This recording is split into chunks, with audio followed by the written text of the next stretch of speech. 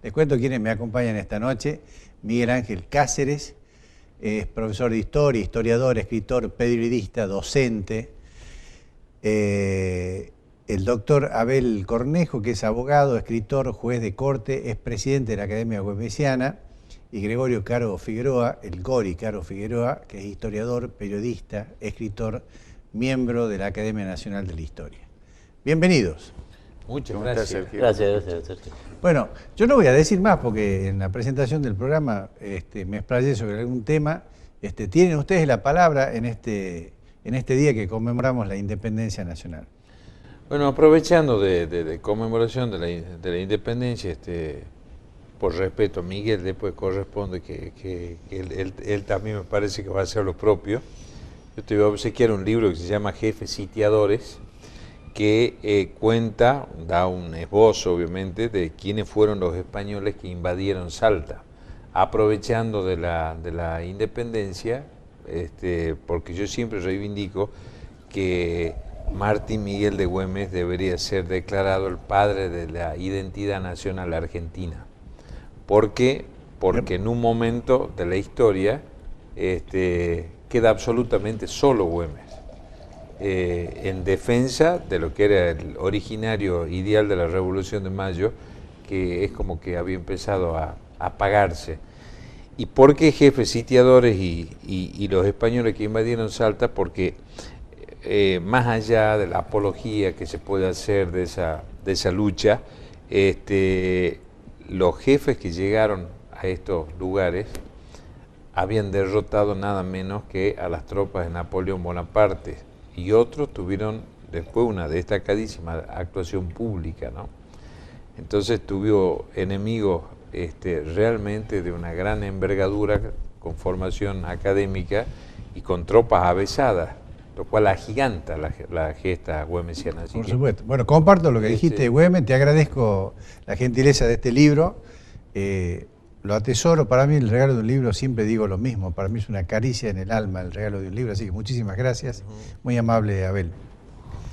Bueno, yo por mi parte también, Sergio, te traigo modestamente un pequeño ejemplar con algún aporte, algunas grajeas respecto de, creo que Cornejo fue explícito.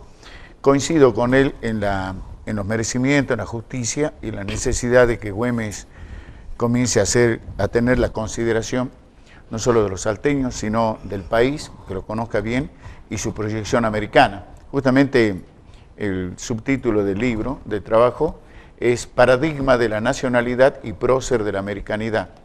También comparto plenamente eso. Sí, y te agradezco muchísimo. Sí, otra caricia. Si lo emparentamos a la gesta sanmartiniana, creo que nos va a resultar más accesible la posibilidad de antes del bicentenario tenerlo, digamos, en esa consideración. Bueno, les agradezco muchísimo y por supuesto le pido al señor director que ponga en pantalla las imágenes de la tapa de estos libros, que por supuesto están a disposición en las librerías de Salta. Muy amable. Bueno, vamos a entrar entonces en tema. Tienen ustedes la palabra. Vamos a hacer el aporte a nuestros televidentes respecto de esta conmemoración tan importante que es haber logrado la independencia nacional, si es que la logramos. Sí. Los aniversarios que tienen que ver con estos acontecimientos me parece que tienen que servir sobre todo para un momento de reflexión. A veces, bueno, el tiempo se va en el tema de conmemoraciones festivas que tienen, por supuesto, su razón de ser y son buenas, pero no hay que olvidar, digamos, qué es lo que fue la fecha que vamos a conmemorar. Lo que hay que decir de que la declaración de la independencia fue un salto prácticamente en el vacío, porque se dio en el peor momento, no solamente, digamos, en la situación de la guerra, en el escenario del Alto Perú, la amenaza sobre el Río de la Plata, sino desde México hasta el Río de la Plata, excepto en la zona de lo que era la gobernación e intendencia de Salta, que estaba amenazada por los realistas. Se venía de la derrota de Sipe, fue la derrota más grave que le ocurrió al ejército patriota. Todas las demás, Chile, Colombia, Venezuela, México, la causa de la independencia parecía perdida al extremo tal de que Bolívar tuvo que refugiarse en Jamaica para planear, digamos, la contraofensiva.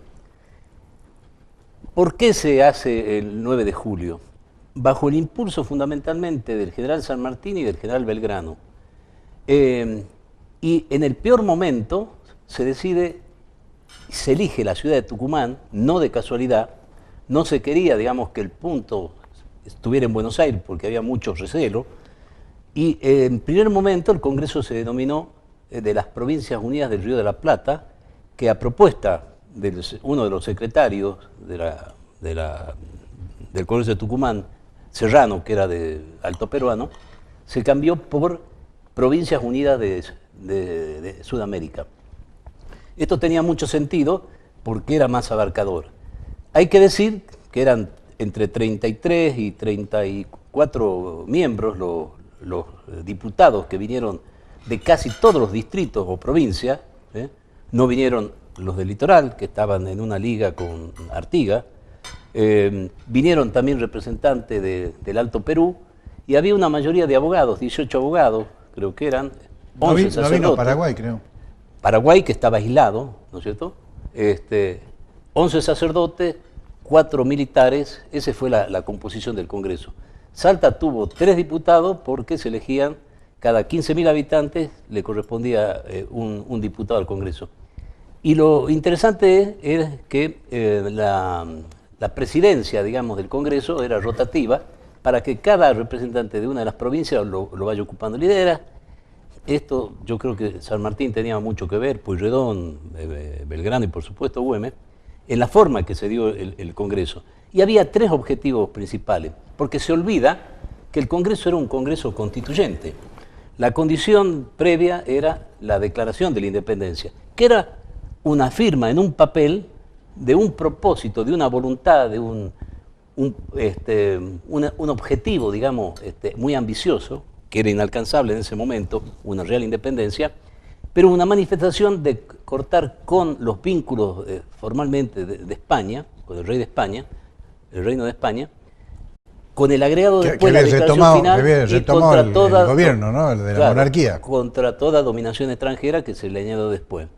Ese era un objetivo. El otro, dictar una constitución. Desde 1810, desde mayo de 1810, el propósito explícito era que había que organizar institucionalmente el país. ¿Me permitís un alto ahí? ¿Me permitís un alto ahí porque quiero hacer 13, una pregunta? 14, 15, y finalmente, digamos, el Congreso de Tucumán, que se trasladó a Buenos Aires, 3, 4 años después sanciona la Constitución. Perdón, quiero hacer una pregunta, Gori. Es cierto, uno de los objetivos era justamente hacer una constitución que plantea una duda, ¿sí? Si sería una república o sería una monarquía.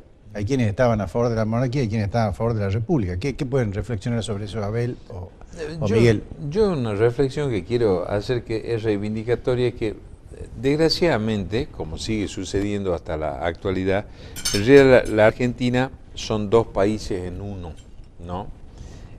Un país es Buenos Aires, otro somos el interior. Esto no es por fomentar ni grietas ni divisiones, sino por la falta de comprensión de la historia y cómo se escribió la historia argentina. Si nosotros analizamos, por ejemplo, antes de la Revolución de Mayo, los grandes movimientos libertarios con enormes actos de heroísmo se realizaron justamente un año antes del 25 de mayo de 1809 en la actual Bolivia, en el Alto Perú. Y es muy doloroso, incluso desde el punto de vista no solamente en cuanto a la hermandad latinoamericana, sino es muy doloroso en cuanto a los recursos y al atraso en que ha quedado sumido el noroeste argentino, que nunca se haya dado el valor real que tuvo la pérdida del Alto Perú por la miopía que desde aquel entonces hasta ahora nosotros vemos que pasa en las provincias del norte. Entonces, pues se conmemora la independencia argentina, es muy emocionante decir como esa letra suprimida del himno, que no sé por qué se ha suprimido, que es para mí la más bella de todo, que se levanta la faz de la tierra una nueva y gloriosa nación. Qué cosa más excelsa que decir eso, ¿no? Que se levanta la faz de la tierra una nueva y gloriosa nación. Eso los chicos de los primeros grados deberían aprender a repetirlo, pero también a analizar por qué.